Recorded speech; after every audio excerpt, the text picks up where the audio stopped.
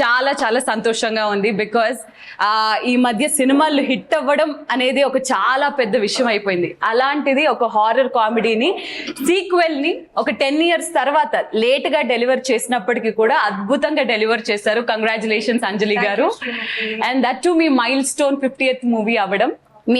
మీ అక్కతో పాటు నేను కూర్చున్నాను. కొంచెం చిన్నగా అక్క మీ చెల్లి వచ్చేసింది. సో అసలు ఎలా ఉండింది 50th మూవీ, గీతాంజలి మళ్ళీ వచ్చింది అనే ఈ సినిమా, అండ్ ఇప్పుడు రిలీజ్ అయిపోయింది, సక్సెస్ కూడా సొంతం చేసుకుంది.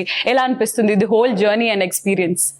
గీతాంజలి నేను డే 1 నుంచి ప్రమోషన్స్ డే 1 ప్రమోషన్స్ నుంచి నేను స్టాండర్డ్ గా చెప్తుంది గీతాంజలి నాకు special movie for many reasons. And one of the reasons నా 50th మూవీ అవ్వడం, అండ్ గీతాంజలి పార్ట్ 1 నాకు చాలా స్పెషల్ మూవీ. సో దాని పార్ట్ 2 నాకు 50th అవ్వడం, ఇవన్నీ ఇట్స్ అ కంబైన్డ్ ప్యాకేజ్ లాగా అనిపించింది నాకు. I had to really put my heart and soul into it.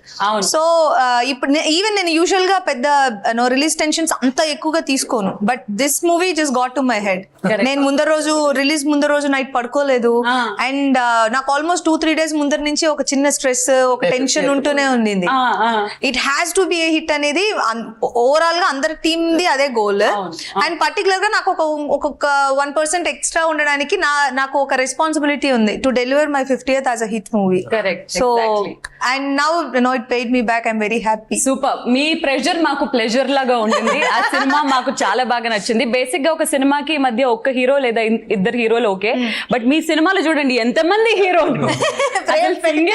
ఎక్కడ ఫస్ట్ నేను అయాన్ బాబు తోటే మాట్లాడాలనుకున్నాను Kona garu, because he stole the show. Ayan Babu garu, acting అనేది ఒక సముద్రం అయితే అందులో నుంచి మీరు ఒక బకెట్ కాదు,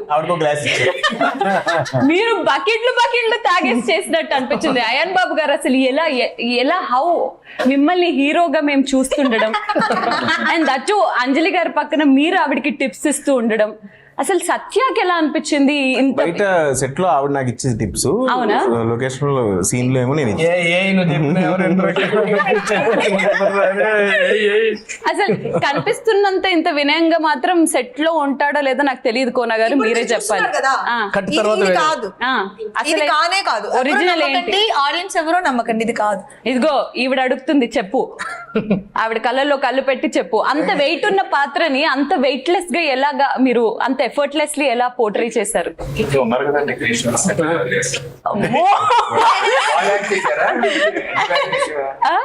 చెప్తాను, ఇది నేను చాలా మన యాక్టర్ నేను చూసింది రైట్ ఫ్రమ్ చిరంజీవి గారి దగ్గర నుంచి, ఈవెన్ విజయశాంతి గారు కానీ, రోజా గారు కానీ, వాళ్ళు కెమెరా ముందు వచ్చిన తర్వాత ఏదో ఒక తెలియని పూనకం వస్తుంది.